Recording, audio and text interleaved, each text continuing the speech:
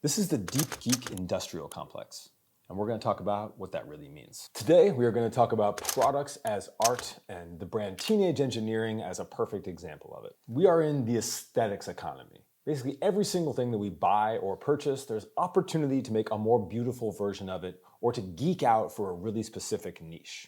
And this is something the brand Teenage Engineering, whether you've heard of them or not, has done an excellent job of. In this video, I'm going to walk through their storytelling and why it's so good. I'm going to talk about the speaker that I bought from them and what makes it special. I'm going to talk about their medieval sampler Nightcore and this whole world of aesthetics and how people get into it and how to play trends into your products. Then we're going to talk about aesthetic objects in general. I'm going to dive a little bit deep into the fitness niche now that we've seen companies like Celine release weights and the whole cottage industry of just making things slightly more beautiful. And then I'm going to talk about some of my favorite new brands who are doing things in that same space. But overall, it's a conversation around how everything in our homes and our lives is becoming more artistic, why that's a good thing, and what it means for our future. Let's kick off with Teenage Engineering.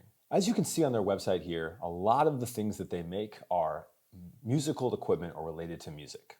Pop over into the products section. They have this popular field recorder, they have popular synthesizers, they have samplers, but they've also dove into some other items like actual desk sets, etc. But what you'll notice is things like this field recorder that you see here. This is as simple as any kind of audio recorder, but they've gone above and beyond to make it particularly beautiful. That right blend of Dieter Rams and Bang & Olufsen with their own kind of signature style. And they charge a premium for these things versus anything you would see that would be in the same vein of what's actually available from a product perspective, from the actual features that you're buying for this look and feel. But that takes us to this first point of this world that we exist in today, where anything that's on the background behind me or on the desk sitting beside you, whether you're in real life or on social media, is kind of an opportunity to stand out.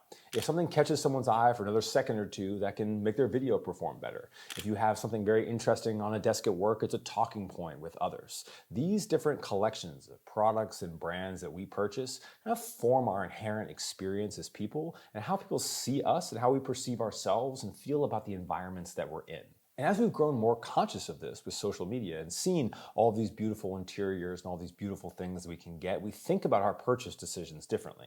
While at the same time, the direct-to-consumer economy has meant that we have the ability to purchase things that honestly cost the same price sometimes as things that have been around for a long time or you're buying a certain brand value, to be able to kind of pick things that are more into our personal aesthetic and our personal visual sense of self. And this brand is a perfect example.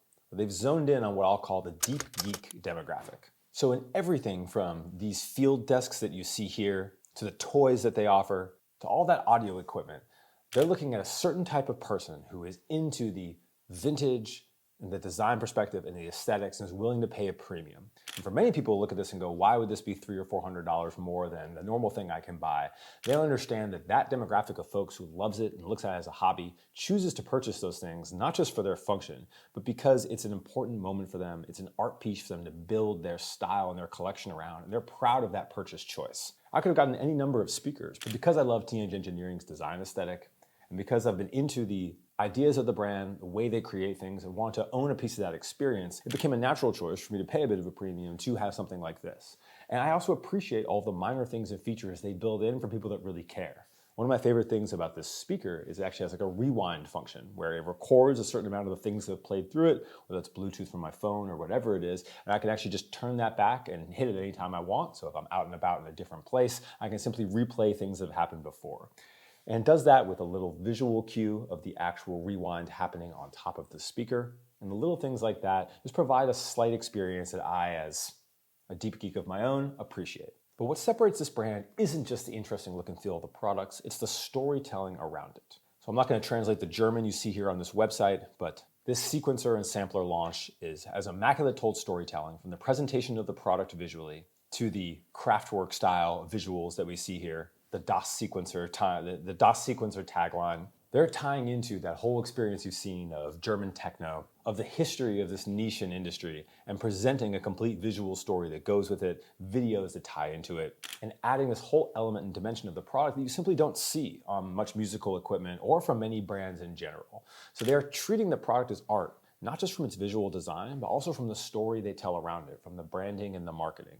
There is a presentation and thought to that campaign that is unlike any that you're seeing inside that space at all. And perhaps one of my favorites that ties into a trend that I've seen a lot recently and have done a viral video on recently as well, it's called Nightcore, is this medieval sampler. So basically, they took a normal musical sampler and made it D&D coded. They added on a whole number of these medieval buttons to it, and they presented it in a very majestic fashion. They brought the druids out for the videos. So as I pop this video on screen here, you see the entire look and feel and style that they're going for as they present this product. And this is the kind of marketing that you don't see in your typical objects or interior items or even audio items release, where they're taking an entire visual world, something that's very on trend now, and then merely applying that to the niche that they're in, which happens to be audio equipment. And this kind of storytelling is all about creating an object aesthetic that ties to a visual idea.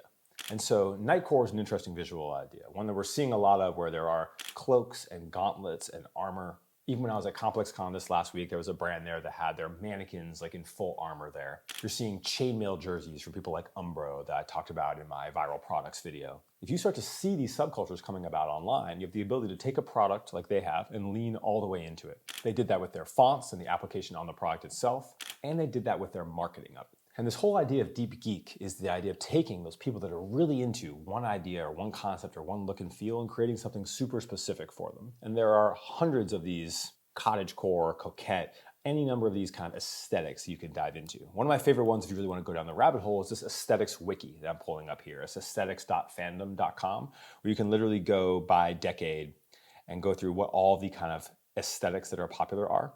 And there's just a whole archive of just like lists A to Z of every possible aesthetic that you could think of, from ether punk to babycore to Christian girl autumn, whatever it ends up being. You can actually click in and get ideas for things that may inspire some of your products or some of your designs that has a subculture somewhere that's built into it. And obviously, the more authentic you can rise out of these, the better. But as designers and creatives, finding some of this visual inspiration, understanding what resonates, and then building that into your references is a really important thing to think about. But let's double click for a second on this aesthetic objects idea. How about everything in our homes or everything in our offices and our lives becoming slightly better looking? And this is really about the design and attention economy, right? Where more and more people now are design educated. And the concepts are easier to get as you begin to spend more time on YouTube, as you see more beautiful things. And now people with creative visions have an easier time than ever actually producing those because of the affordability and availability of whether it's factories or molds or production methods that small companies just simply didn't have access to in like the pre-Alibaba era. And that combination of design skill sets, appreciation of creativity and aesthetics on social media, and availability of production means that almost anyone can create anything. I've done all these videos on websites like Pietra where you can go and find 10 ceramics factories around the world and produce something, or make your own thing in marble, whatever it is. It was just something that if you had those ideas before, being able to go find your 3D artist online that's going to be able to help you actually create the thing to produce and find that factory would be super hard, and now exists and you have the ability to do it direct to consumer at price points that are competitive. And the category that's the most funny to me, and one of the reasons I think we'll dive deep into it here, is the actual fitness economy around this. So this whole idea of a luxury home gym. So Celine, a noted fashion house, released a whole aesthetic line of luxury weights and Pilates equipment. And it ties to their demographic, right? A lot of people that do afford and buy Celine have a beautiful home. They're looking at how do they kind of create in a different category, something that people are worth paying a premium for. But it's just funny seeing this idea of a Celine kettlebell. It's actually beautiful and looks very functional, as opposed to some of these other kettlebells you'll see from different brands trying to do luxury weights where you wonder if they're usable at all. And you'll see they're applying all these trappings of luxury design aesthetics to something that does not need it whatsoever. But if someone's looking at putting together a beautiful home, or they're looking at putting together a beautiful space, they have an unlimited budget, then they begin to look at those options where there's an aesthetic standout. And there's companies that base their whole existence around this, like this company Pent, who I think really sell for the majority of their to like hotel gyms, yacht gyms, inside existing apartment complexes. They make all these super aesthetic weight sets. They have this kind of restoration hardware look and feel. Again, they're a little more focused on actually being very functional as well as having that look. But you can go, say, buy this $9,500 gym equipment set for a luxury hotel that may actually care about what that presentation looks like or want someone to share the gym on social media versus people sheerly buying the product for the product reason. And this is this concept taken to its farthest point, right? where you're taking something whose function is exactly the same as an extremely affordable version and marking that price up to the full top of the luxury price points. And that's where I like to really show things that highlight the contrast, because I do feel like this is a category where there's almost like no reason to buy things at this rate. This ties to all fitness, right? So this company Nord has a treadmill that's $7,300 called the Springbok, like all made out of wood. Or if you do want to go purchase a piece of equipment that is also an art piece, if you're going to have that sitting in your house when you do buy an expensive treadmill, having something that matches the aesthetic may be worth that couple extra $1,000s for you versus always trying to hide it away or being like, oh man, I don't want anyone to go into that room because we have this like massive piece of equipment there. This helps solve that issue. And there's now a cottage economy of brands out there that can take advantage of this inside whatever world that they want to. So I have over here a little bit off screen a Rocco fridge. Is a vintage style fridge. It has a really unique look and feel. They also have some like tech functions to it. I don't really use it for the tech functions. I have it mostly for aesthetics. But I said, hey, if I'm gonna have a garage fridge in a place where I film and make content, I want it to be a beautiful one. And so you can kind of see here on their website the look that they have, but it basically becomes hey, what premium are you willing to pay for that thing slightly above what you would have for like a regular existing item? And I'm gonna bring up my friend Brandon's brand Blanked, where he's doing a very similar thing where he has developed an aesthetic for his brand of steel, of wood, of kind of geometry, and said, hey, I'm gonna take completely normal everyday objects. I'm gonna take things like a tray, like a lamp, like a folder, like the thing I'm gonna use on my desk. I'm gonna apply a kind of brutalist, geometric aesthetic to it with his own feel. He's gonna document the process of doing that. He's a young designer and create a whole brand and identity around both the design of the objects and the presentation of them. And you'll see he has this kind of Apple meets Braun meets like slight future studio look that is very uniquely his own, with the colors that are his own as well. He's storytelling that, and he's basically moving through his design journey of someone who appreciates these things, who's creating their own things, and showcasing that online. And over time, that's going to mature and become something completely interesting and unique. And why I like to highlight this is because there's two ways to think about it that we'll end this video with. The first is, how do I think about this as a creative or someone who wants to make something? And the second is, how do I think about this as a consumer, and should I partake in these items? So if you are a creative, I encourage you to think about things like this the way Brandon has. Like, what is your aesthetic? What is your look? What defines it? If you were to have one person using that or dressed in it, like who would it be?